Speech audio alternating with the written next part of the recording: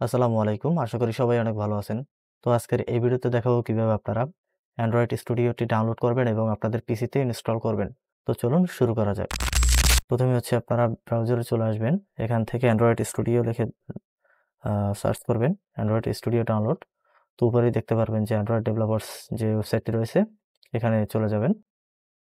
এখানে আসার পর এখানে দেখতে পাবেন যে ডাউনলোড স্টুডিও এখানে ক্লিক করবেন। দেন হচ্ছে এখান থেকে একটু স্ক্রল ডাউন করে নিচে আসবেন।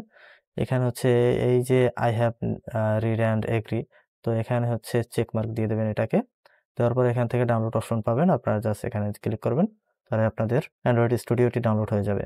তো আমার যেহেতু অলরেডি ডাউনলোড করা, সেক্ষেত্রে আমি হচ্ছে বাকি প্রসেস আমি ডাউনলোড অপশনে গিয়ে দেখাই। তো আপনাদের যখন ডাউনলোড হয়ে যাবে আপনারা ডাউনলোড অপশনে আসবেন এখান থেকে। তো এখান থেকে দেখতে পাচ্ছেন আমাদের এটা হচ্ছে অ্যান্ড্রয়েড স্টুডিও। তো আপনাদের এভাবে ডাউনলোড হয়ে যাবে। এখান থেকে আপনারা জাস্ট এটার উপরে ডাবল ক্লিক করে দিবেন। ডাবল ক্লিক করে দেওয়ার পর এখান থেকে একটু সময় নিবে। এরপর হচ্ছে একটা পপআপ ভেসে আসবে। এখান থেকে আপনারা ইয়েস এখানে ক্লিক করে দিবেন।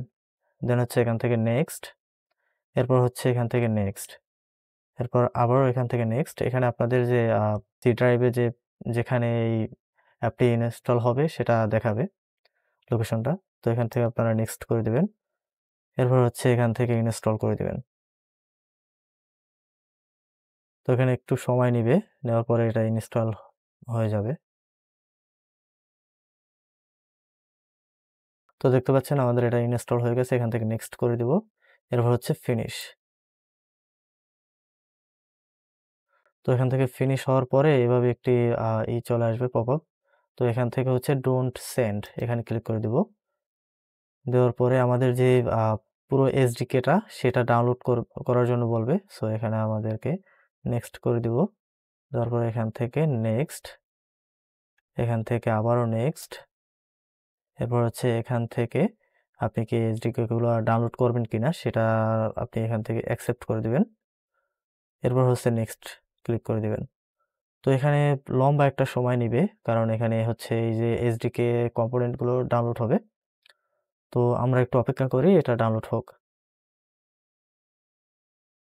তো দেখতে পাচ্ছেন আমাদের কিন্তু কম্পোনেন্ট গুলো ডাউনলোড হয়ে গেছে। তো ডাউনলোড হওয়ার পর এখান থেকে আমাদেরকে ফিনিশ এখানে ক্লিক করে দেব আমরা। তো এখানে দেখতে পাচ্ছেন যে আমরা যখন সফটওয়্যারটি ওপেন করব তখন আমাদের সামনে এরকম ইন্টারফেস চলে আসবে। এখান থেকে আপনারা যদি কোনো প্রজেক্ট ওপেন করতে চান সেগুলো ওপেন করতে পারবেন, অথবা আপনারা যদি নতুন প্রজেক্ট ক্রিয়েট করতে চান সেগুলো এখান থেকে ক্লিক করে দেন হচ্ছে এখান থেকে ক্রিয়েট ক্রিয়েট করতে পারবেন। সো এমটি অ্যাক্টিভিটি এবং এখান থেকে নেক্সট। দেন হচ্ছে এখান থেকে আপনারা প্রজেক্টের একটা নাম দিয়ে দেবেন। আপনাদের প্যাকেজ নেম থাকবে এটা এবং সেভ লোকেশন থাকবে এটা। এখানে আপনারা চাইলে এগুলো চেঞ্জ করে দিতে পারবেন। আপনাদের সেভ লোকেশন কোথায় সেভ করবেন এটাকে। জাস্ট এখানে ক্লিক করে আপনারা ফোল্ডার সিলেক্ট করে দিবেন।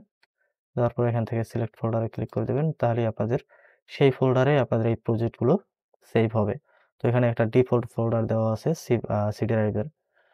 তো এখান থেকে হচ্ছে আপনারা এসডি কার্ডটা সিলেক্ট করে দিবেন। দেওয়ার পর এখান থেকে আপনারা যদি জাভায় আ আ কোডিং করতে চান সেক্ষেত্রে হচ্ছে আপনারা এটা Acrobat DSL এটা সিলেক্ট করে দিবেন। দেন হচ্ছে এখান থেকে ফিনিশ এ ক্লিক করবেন। তাহলেই আপনাদের একটা প্রজেক্ট তৈরি হয়ে যাবে। তো এটা নিয়ে হচ্ছে আমি পরবর্তীতে আরো ডিটেইল ভিডিও বানাবো। তো আজকের এই ভিডিও এই পর্যন্তই। দেখা হবে পরবর্তী কোনো ভিডিওতে। ততক্ষণ পর্যন্ত ভালো থাকুন। আল্লাহ হাফেজ।